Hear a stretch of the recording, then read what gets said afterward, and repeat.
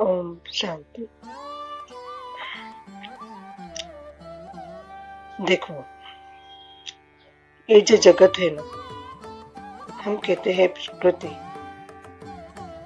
का सानिध्य में आप जियो तो अपने आप परमात्मा आपके निकट आ जाएगा। तो सवाल उठता है, प्रकृति माने क्या? ये नदी, नाले, सागर, आकाश, यही क्या प्रकृति है?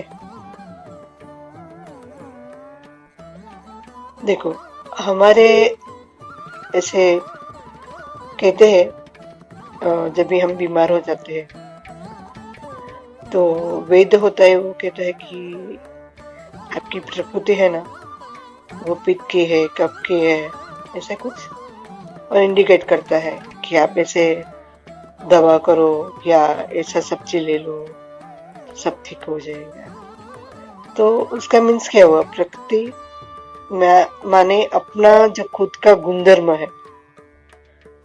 जैसे अभी शरीर है पंच महाभूत का, तो उसको भूख लगेगी, स्वाभाविक है।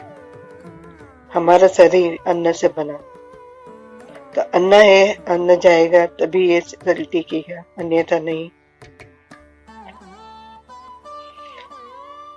तो लौ धर्म की स्पीच मैंने जब भी सुनी तो उसमें कहा कि कोई लोग ऐसे वृक्ष से लिपट जाते हैं और जैसे समझते हैं कि मैं एक हो गया हूँ ऐसे।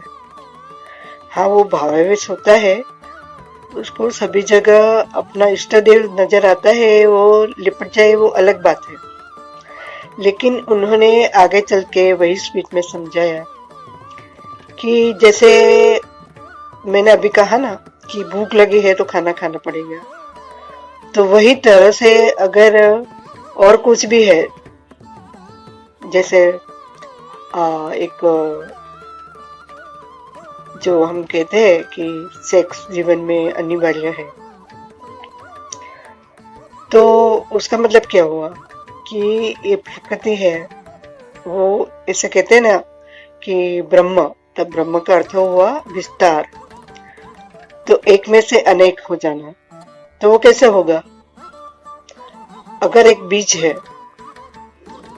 तो उसको हम जमीन में वो करते हैं, तो वो बीज अंकुरित होता है, फिर बाद में वृक्ष बनता है। तो वृक्ष में से फिर और फल आते हैं, फिर फल में भी बीज होता है, वो बीज भी फिर से जमीन में जाएंगे आगे चलकर, उसका भी वृक्ष बनेगा। तो ये प्रक्रिया जो है ना, सतत हमेशा चालू ही रहती है, कभी उसमें रुकावट नहीं आती है, सतत जारी है मतलब में। तो कभी जीवन का ऐसे पहले के शास्त्रों में तो ऐसा ही उल्लेख है कि आप जब भी वो रति क्रिया में करते हैं तो उसका एटीट्यूड संतति होना चाहिए, नहीं कि भोग। लेकिन अगर है भोग तो भी वो आपकी इतनी प्रकृति वैसी ही होगी। जैसे कोई कहते हैं ना कि कोई जैसे अन्न तामस मीन्स जो मांस या नॉनवेज ऐसा कुछ खाते हैं तो उसकी प्रकृति रहेगी, में भी गुस्सा वाले हो सकते हैं, बार बार क्रोधित हो जाना हो सकता है। एक एग्जाम्पल है फॉर समझने के लिए। तो ऐसा भी हो सकता, तो उसका भी प्रकृति कहा जाएगा कि उसकी ऐसी प्रकृति रही, उसका ऐसा स्वभाव रहा, मीन्स स्वभाव।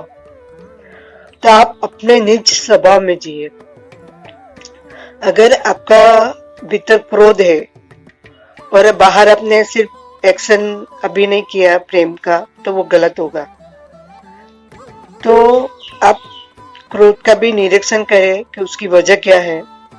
किसी के ऊपर हावी नहीं हो जाना है और एग्रेसिव नहीं होना है, लेकिन उसका क्या मूल कारण है उसका आप अवेयर होकर खुद का ही निरीक्षण करते रहो। तो हो सकता है कि वो जब भी आने लगे आपके भीतर, क्रोध की तरंगे पकड़ने लगे आपको, तभी आप जागरूक हो जाए उसके प्रति, और मैं भी वो ना आए, क्रिया में ना आए, एक्शन में ना आए। तो थोड़ा मैं गणू केरा तुझको अर्पण, क्या लागे मेरा। जय हो, धन्यवाद।